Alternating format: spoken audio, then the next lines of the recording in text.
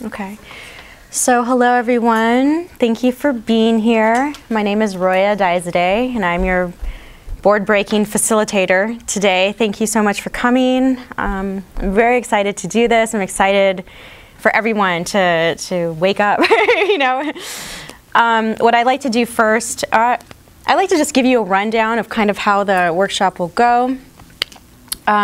We'll do introductions. I'd love to hear where you're coming from, why you're here, maybe if there's a specific fear you'd like to work on, just to get to know each other so we're not, you know, we all are connected, and I'd like to be connected a little more by getting to know your names and what brought you here today.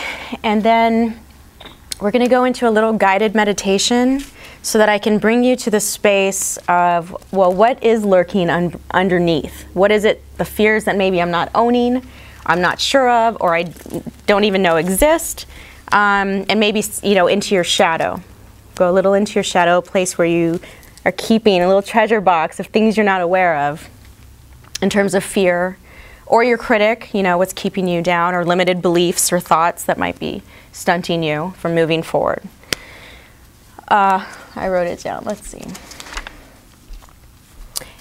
After the guided meditation, you will have some time to write on your board. You're going to write down what came up for you in the guided meditation, your fears, any anxieties, any shadow, anything like that. We have tons of markers, tons of color. Mark up. You'll have your board. This is your board. So, and that's the board you're going to be breaking, and you'll have to take home with you. We're going to take a small little break, but in that break, it's going to be silent.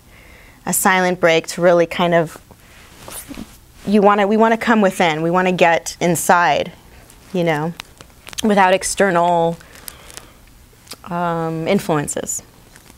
And that'll be the first part of it. And then we're going to do some partner exercises and some more writing on the board, and then ultimately the board breaking, the exciting part. So we'll get started with that. So I basically told you the bulk of my story.